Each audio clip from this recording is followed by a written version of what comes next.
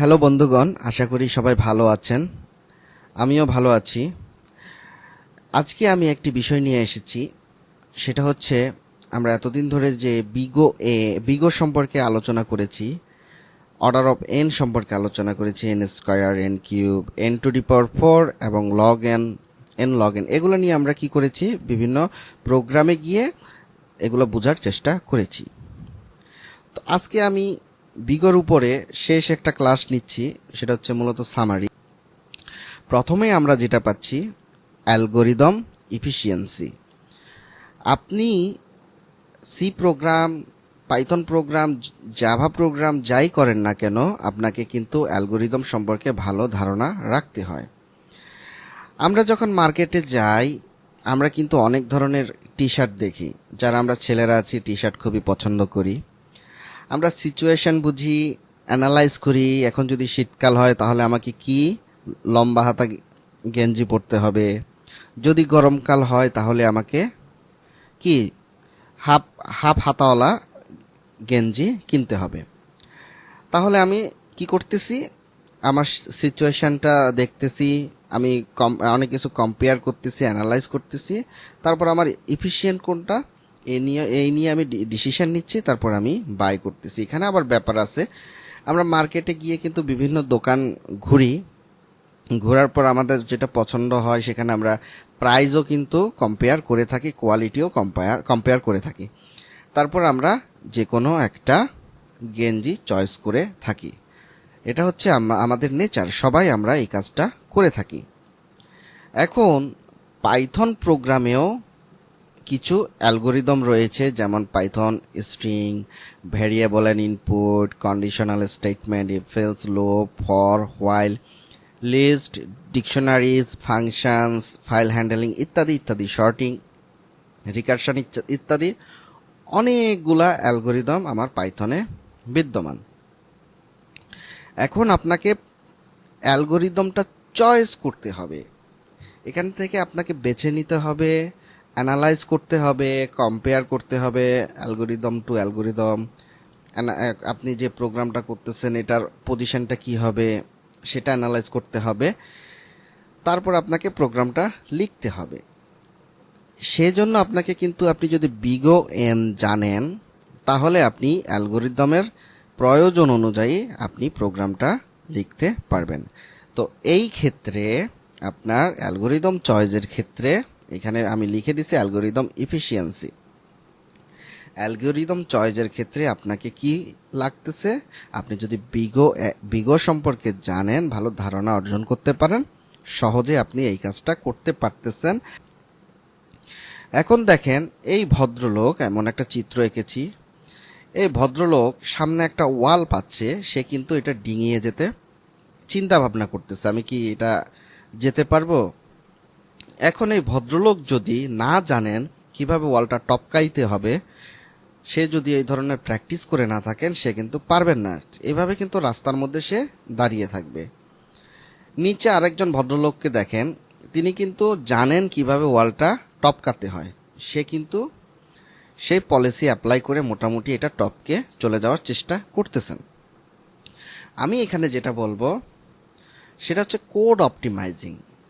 আপনাকে জানতে হবে, যদি কোনো জটিল কোড থাকে সেটাকে কিভাবে অপটিমাইজ করতে হবে, যদি কোনো বাধা থাকে কিভাবে শর্টকাট অপটিমাইজ করে আপনি প্রোগ্রামটা সুন্দর করে রচনা করতে পারেন বা প্রোগ্রামটা লিখতে পারেন। সেজন্য আপনার অপটিমাইজিং সম্পর্কে ভালো ধারণা রাখতে হবে। এখন আমি একটু নিচের দিকে যাই, দেখেন এখানে একটা লিস্ট তৈরি করা হয়েছে। এখানে স্কয়ার মানে এক্স 10 পর্যন্ত নেওয়া হয়েছে, একটা ভ্যালু 1 থেকে 10 পর্যন্ত রেঞ্জের নেওয়ার পরে প্রত্যেকটা ভ্যালুকে স্কোয়ার করে এখানে একটা লিস্ট তৈরি করা হয়েছে। আউটপুটটা ঠিক এরকম দেখতে।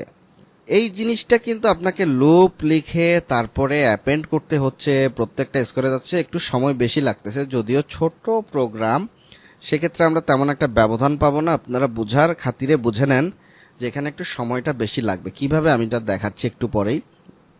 তা আমি প্রোগ্রামটা লিখে যখন রান করেছি তখন এই আউটপুটটা পেয়েছি। সেমভাবে আমি যখন আপনারা লিস্ট কম্প্রেনশন পড়েছেন, আমি ওই ক্লাসে লিস্ট কম্প্রেনশন কিভাবে করতে হয় সেটা আমি দেখিয়েছিলাম। দেখেন এখানে এক লাইনে যখন আমি কোডটা করেছি তখনও কিন্তু একই জিনিসই, দেখেন এখানে অ্যাপেন্ড করেছি, ফর লুপ ইউজ করেছি, এই জায়গাটা আমি কম্প্রেনশন ইউজ করে এই জায়গাটা কি করেছি, আমি রেজাল্টটা প্রকাশ করেছি। দেখেন রেজাল্ট কিন্তু সেম, এখানে যা এখানেও তা, প্রোগ্রাম একই, শুধুমাত্র মানে রাইটিংটা ভিন্ন, রচনাটা ভিন্ন। এখন আমরা টাইম কমপ্লেক্সিটি যদি জানতে চাই কোনটা কত সময় লেগেছে, আমরা যদি দেখি, দেখেন এখানে আমি একটা টাইম ইম্পোর্ট করে একটা ক্যালকুলেশন করেছি টাইম। দেখেন রেজাল্টটা কিন্তু এটাই আছে, আপনার সময় লেগেছে 0.000019। এই সময়ের মধ্যে এটা কি হয়েছে, ক্যালকুলেশন, যেহেতু ছোট প্রোগ্রাম সেজন্য এমনটা সময়, কিন্তু আমাদের বড় প্রোগ্রামে অনেক সময় লাগবে। লিস্ট কম্প্রেনশনের ক্ষেত্রে আমরা একইভাবে সময় নির্ধারণ করেছি। দেখেন এখানে কিন্তু 11, এখানে দেখেন 19, এই জায়গায় 19 একটু বেশি সময় লেগেছে, কিন্তু এখানে 11 সময় লেগেছে। এটাই হচ্ছে তফাৎ। তাহলে আমি এই কোডটাকে কি করেছি, অপটিমাইজ করে এভাবে আমি লিখতে পেরেছি, কারণ আমি এটা জানি। আপনি যদি এরকম অপটিমাইজ করতে পারেন, আপনার যে টাইম কমপ্লেক্সিটি সেটা কমে আসবে এবং আপনি ইজিলি আপনার কোডকে পরিবেশন করতে পারবেন। আপনার মেমোরি তো জায়গা কম লাগবে, আপনার সময় বাঁচবে, সব দিক দিয়ে আপনি ফ্যাসিলিটি পাবেন। সেজন্য আপনাকে কি করতে হবে, অপটিমাইজিং জিনিসটা আপনাকে ভালো করে রপ্ত করতে হবে, জানতে হবে। তো এটাও একটা টেকনিক, এবং এই ক্ষেত্রেও কিন্তু আপনার কি লাগতেছে, টাইম কমপ্লেক্সিটি বিশেষ ভূমিকা পালন করতেছে। এরপর দেখেন অপটিমাইজিং গেল রিসোর্স ম্যানেজমেন্ট। রিসোর্স বলতে এখানে একটা নকশা দেখানো হয়েছে। দেখেন এই জায়গাটায় ধরেন কোন একটা রিসোর্স আছে, এর উপর বেস করে এখানে একটা ডিপার্টমেন্ট কাজ করতেছে, এখানে একটা ডিপার্টমেন্ট কাজ করতেছে, এই জায়গাটা একটা ডিপার্টমেন্ট কাজ করতেছে। কিন্তু সবাইকে তো এখানে যে রিসোর্সটা আছে এটা কিন্তু মিলে ঝিলে ভাগ করে নিতে হবে। অমুক একটু বেশি নিল, অমুক একটু বেশি দিল, সবাই যদি এখানে চাপাচাপি করে, ভাই রিসোর্সের জায়গা অনুযায়ী তো আপনি আপনার ডেটা রাখতে পারবেন না, তাই না? এখন এই রিসোর্স ম্যানেজমেন্টে যদি আমি প্রোগ্রামিংয়ের ভাষায় আসি, আপনি যদি লিস্ট লিখতে থাকেন, লিস্টে অবশ্যই মেমোরি অপচয় হয়, কারণ এটা কনভিনিয়েন্স করার জন্য, ইউজার কনভিনিয়েন্স করার জন্য আপনাকে যথেষ্ট মেমোরি খরচ করতে হয়। আপনি যদি একজন ভালো প্রোগ্রামার হন তাহলে আপনাকে কিন্তু জানতে হবে আপনি লিস্টের পরিবর্তে যেগুলো বেশি স্পেস নিচ্ছে সেক্ষেত্রে আপনাকে কিভাবে স্পেস কম নেয় এরকম প্রোগ্রাম লিখে আপনি একটা সুন্দর প্রোগ্রাম তৈরি করতে পারেন, সেই বিষয়টা আপনাকে জানতে হবে। তো আপনি লিস্ট না লিখে যদি লিস্টের পরিবর্তে জেনারেটর লিখেন সেক্ষেত্রে কিন্তু আপনার অনেক স্পেস কমে যায়। আমি কিছুদিন পর স্পেস কমপ্লেক্সিটি নিয়ে একটি লেসন করব, সেখানে আপনারা স্পেসিফিক স্পেস সম্পর্কে ভালো ধারণা পাবেন। প্রোগ্রাম বা আমাদের বিগো টাইম কমপ্লেক্সিটি শুধুমাত্র টাইম নিয়ে কাজ করবে, অর্ডার অফ এন স্কয়ার, এগুলো যে শুধু টাইম কমপ্লেক্সিটি নিয়ে কাজ করবে এমনটা নয়, এগুলো কিন্তু স্পেস কমপ্লেক্সিটির মধ্যেও বিশেষ ভূমিকা রাখে। এখন আমি যেটা বলতেছি, আমি যদি লিস্টের পরিবর্তে জেনারেটর ইউজ করে থাকি, এই যে দেখেন আমি নিচে কিছু লিখেছি, এখানে একটা লিস্ট তৈরি করেছি, 1 থেকে 10 লক্ষ আমি রেঞ্জ করে দিয়েছি, 10 লক্ষ রেঞ্জ দিয়েছি।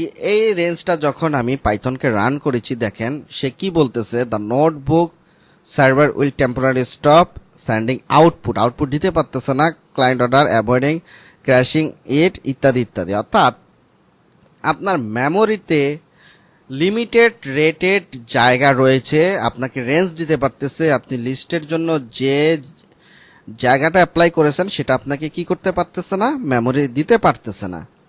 কিন্তু আপনি যখন জেনারেটর প্রয়োগ করেছেন সেম ভ্যালুর উপরে, তখন কিন্তু সে অবজেক্ট হিসাবে জেনারেটরকে নিয়েছে। এটাই হচ্ছে তফাৎটা। এখন আপনি যখন প্রোগ্রাম করবেন তখন আপনি যদি লিস্ট না লিখে বা যেগুলো খুবই স্পেস খাচ্ছে, স্পেস নিচ্ছে, স্পেশাল আইটারেটর যদি তাদের পরিবর্তে ইউজ করে থাকেন সেক্ষেত্রে কিন্তু আপনার প্রোগ্রামটা কি হবে, সুন্দর হবে এবং স্পেস যে অতিরিক্ত যাচ্ছে সেখান থেকে আপনি রক্ষা পাচ্ছেন এবং আপনার প্রোগ্রামটা খুবই ভালো কাজ করবে। এখন আপনি আমাকে বলতে পারেন যে হোয়াট ইজ দ্য জেনারেটর। জেনারেটরটা কি? মূলত জেনারেটর হচ্ছে স্পেশাল একটা টাস্ক, একটা পার্টিকুলার টাস্ক, যেটা মনে করেন আমার পাইথনের ভাষায় যদি বলি, জেনারেটর এমন একটা জিনিস যেটা ওয়ান টাইম, অর্থাৎ আপনি যদি লুপ চালান ওয়ান টাইমের জন্য, আপনি যদি মনে করেন যে এই ফাংশন ক্রিয়েট করেন যেমন ল্যামডা ফাংশন ওয়ান টাইমের জন্য, ইত্যাদি ইত্যাদি, আমি জেনারেটরের উপরে স্পেশাল একটা ক্লাস নিব। ওখানে আমি জেনারেটর সম্পর্কে ভালো করে ব্যাখ্যা করবো। এটা হচ্ছে স্পেশাল আইটারেটর হিসেবে আপনারা আপাতত চিনে রাখেন। এই জেনারেটর ওয়ান টাইম মেমোরি দখল করে, এটা মেমোরিতে যতক্ষণ আছে একবারই কাজ করে থাকে, তারপর এটাকে আপনি বারে বারে রিপিট করতে পারবেন না। এটার সম্পর্কে আমি বিস্তারিত আলোচনা করব, জেনারেটর একটা ক্লাস নিব। ইন্টারভিউ এবং ক্যারিয়ার। ক্যারিয়ার, আমরা ইন্টারভিউ সম্পর্কে ভালোই জানি, আমরা বিভিন্ন জায়গায় ইন্টারভিউ দিয়ে থাকি, স্টুডেন্ট লাইফে হোক কিংবা ক্যারিয়ারের ক্ষেত্রে হোক। আপনি যদি পাইথনের প্রোগ্রামার হন, পাইথন প্রোগ্রাম সম্পর্কে কোথাও যদি আপনি পরীক্ষা দিতে যান, ইন্টারভিউ দিতে যান, ওখানে কিন্তু ঘুরিয়ে পেঁচিয়ে আপনাকে কিন্তু অর্ডার অফ দ্য সিরিজ, অর্থাৎ আপনার যে টাইম কমপ্লেক্সিটিটা আছে সেটা সম্পর্কে ঘুরিয়ে পেঁচিয়ে বারে বারেই প্রশ্ন করা হবে। সুতরাং আপনি যদি বিগো সম্পর্কে ভালো ধারণা রাখেন, সেক্ষেত্রে আপনি নিজেকে ওভারকাম করতে পারেন এবং আপনি 100 জনের মধ্যে একজন সিলেক্ট হতে পারেন। সেক্ষেত্রে সেটা ক্যারিয়ারে খুবই ভূমিকা রাখবে। এবং আপনি যদি এমপ্লয়ি হয়ে যান, যদি আপনি টাইম কমপ্লেক্সিটি জানেন, অনেকের চেয়ে আপনি ভালো প্রোগ্রাম লিখতে পারবেন। কমিউনিকেশন, ধরেন আপনি একটা চায়ের দোকানে আছেন, চায়ের দোকানে চা খাচ্ছেন, হঠাৎ করে আপনার এক প্রোগ্রামার বন্ধুর সাথে আপনার দেখা, একই অফিসে জব করেন, কিংবা আপনারা পেন্টিতে গিয়ে চা খাচ্ছেন। তখন প্রোগ্রাম করতে করতে যদি আপনারা টাইম কমপ্লেক্সিটি, স্পেস কমপ্লেক্সিটি, যে আমার প্রোগ্রামে এরকম করলে এরকম হবে, এরকম স্পেস নিবে, ইত্যাদি ইত্যাদি আলোচনা করে থাকেন চায়ের আসরে বিরতির সময়, তাহলে দেখবেন কি আপনারা দুইজনে মিলে কিন্তু খুব ভালো প্রোগ্রাম রচনা করতে পারবেন। সুতরাং আপনারা যদি এটা নিয়ে কমিউনিকেট করেন একজন আরেকজনের সাথে, এক প্রোগ্রাম আরেক প্রোগ্রামের সাথে, অবশ্যই ভালো সুবিধা পাবেন এবং ভালো প্রোগ্রাম লিখতে পারবেন, কোম্পানির বেনিফিট এনে দিতে পারবেন। অ্যাভয়েডিং ফিটফলস, অর্থাৎ ক্ষয়ক্ষতি। আপনি যখন রাস্তা দিয়ে চলবেন, আপনার আশেপাশে অনেক বাধা থাকবে, অনেক গর্ত থাকবে, অনেক ক্ষত থাকবে। এগুলোকে ওভারকাম করে আপনাকে কিন্তু সুনির্দিষ্ট জায়গা দিয়ে কিন্তু আপনাকে পার হতে হবে। অর্থাৎ আপনার প্রোগ্রামের যত ক্ষয়ক্ষতির ব্যাপারই থাকুক না কেন, আপনার বিভিন্ন হ্যান্ডেলিংয়ের অপশন আছে, কিভাবে আপনি হ্যান্ডেল করবেন, এগুলো আপনাকে জানতে হবে। কিভাবে ক্ষয়ক্ষতি থেকে রক্ষা করা যায়, এগুলো প্ল্যান করতে হবে।